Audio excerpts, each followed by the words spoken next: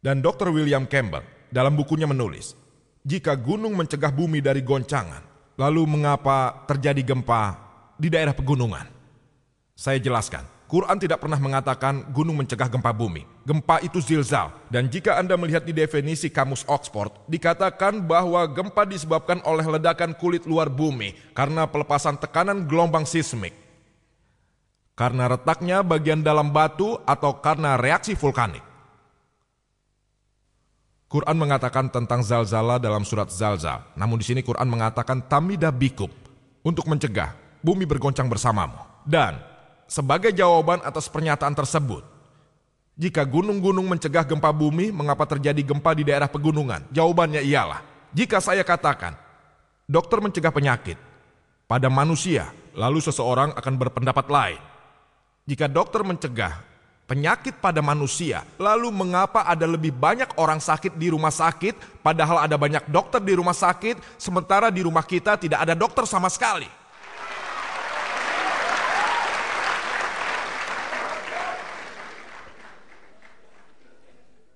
Di bidang kelautan, Quran yang mulia mengatakan dalam surat Furqan 25 ayat 53, bahwa Allah lah yang menciptakan dua macam air, satu manis dan enak, dan satunya asin dan pahit. Keduanya dapat bertemu, tapi mereka tidak akan bersatu karena ada rintangan yang tidak bisa dilalui. Dalam surat Ar-Rahman 55 ayat 19 dan 20. Marajal bahroini yaltaqiyan, bainahuma barzahul la yabqiyan. Allah lah yang telah membuat dua macam air mengalir. Meskipun keduanya bertemu, mereka tidak dapat bercampur, sebab di antara mereka ada rintangan yang tidak bisa dilewati. Sebelumnya para komentator Quran penasaran apa artinya Quran. Kita mengetahui tentang air manis dan asin, namun di antara keduanya ada halangan, mereka tidak bercampur. Saat ini setelah kemajuan ilmu kelautan, kita tahu bahwa kapanpun satu jenis air mengalir ke jenis air yang lain, air itu kehilangan unsur pokoknya dan menjadi sama dengan air yang mengalir.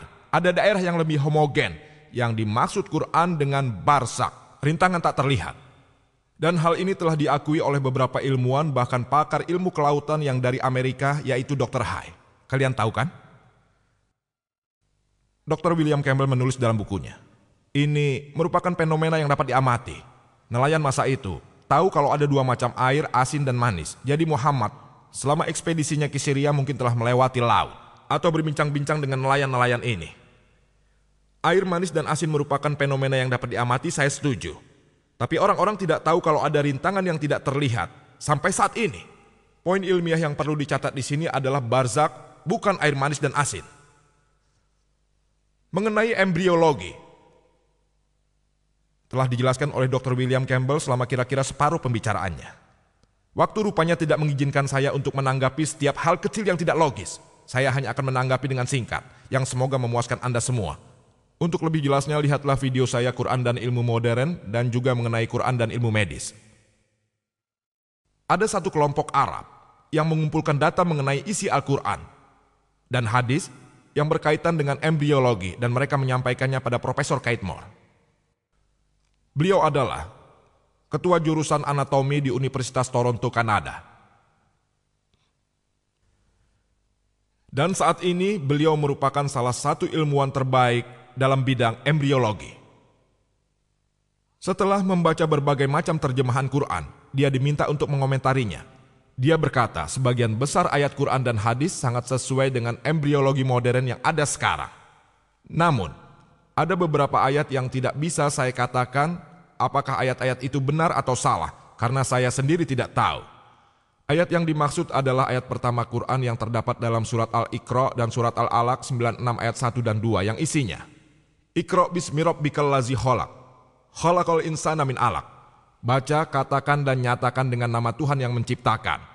Yang menciptakan manusia dari sesuatu yang lengket, lintas seperti substansi.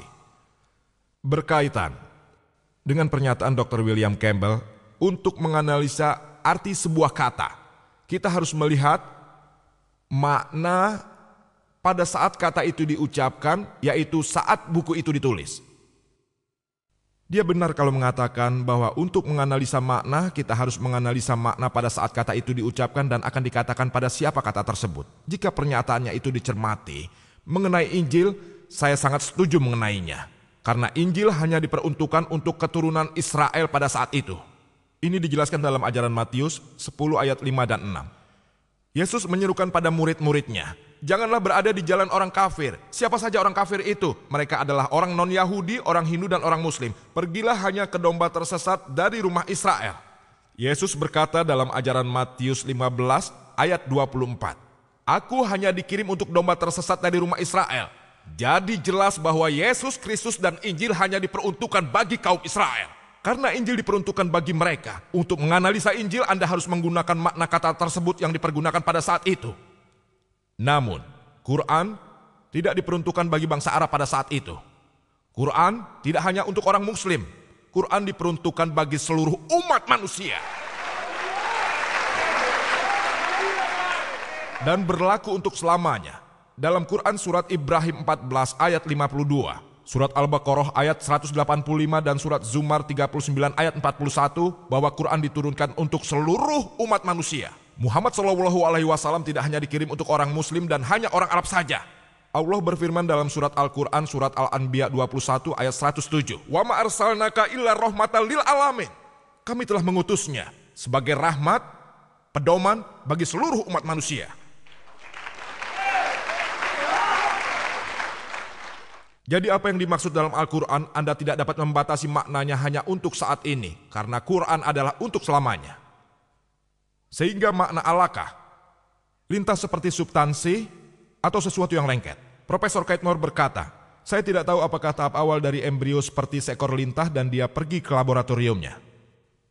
Kemudian dia menganalisa tahap awal dari embrio di bawah mikroskop dan membandingkannya dengan foto seekor lintah dan dia tercengang akan kemiripannya. Ini adalah foto seekor lintah dan ini embrio manusia. Yang Dr. William Campbell tunjukkan pada Anda adalah perspektif lain dari yang ini. Buku ini akan terlihat persegi panjang, tapi kalau begini, perspektifnya berbeda.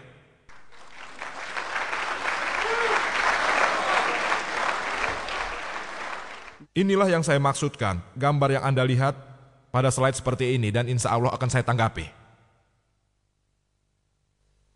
Profesor Keith Moore, setelah 80 pertanyaan ditanyakan padanya, dia berkata, jika Anda menanyakan pada saya 80 pertanyaan ini 30 tahun yang lalu, saya tidak akan menjawabnya lebih dari 50%.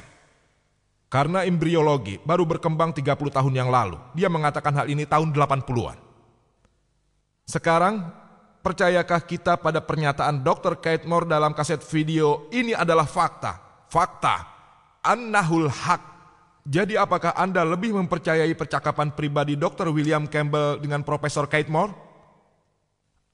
Atau pada apa yang disebutkan di buku ini? Yang ditulis dengan sudut pandang Islam juga foto yang telah saya tunjukkan pada Anda. Serta kaset video yang Anda lihat sendiri. Putuskanlah sendiri. Percakapan pribadi Dr. Moore dengan Dr. Campbell atau pernyataan di video. Sama halnya dengan Dr. William Campbell yang telah memperlihatkan videonya. Atau 100% pada saya tentang bulan memantulkan cahaya akan kita bahas nanti. Juga informasi tambahan apapun yang didapatnya dari Quran dan hadis. Semuanya ada di buku sini. Manusia yang berkembang, edisi ketiga buku ini, mendapatkan penghargaan untuk buku medis terbaik yang ditulis pada tahun itu. Buku ini adalah edisi Islam yang ditulis oleh Syekh Abdul Majid Al-Jindani dan diakui kebenarannya oleh Dr. Keith Moore.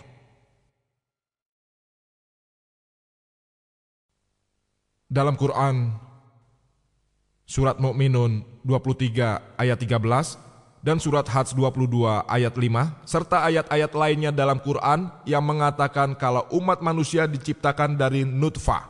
Dalam bahasa Arab, artinya suatu kuantitas yang sangat kecil. Dan kita tahu, pada saat pengeluaran mani dari berjuta-juta sperma yang ada, hanya satu yang diperlukan untuk membuahi telur. Dan Quran mengacu pada nutfah. Quran menyampaikan dalam surat Sajdah 32 ayat 8, kami telah menciptakan manusia dari sulalah.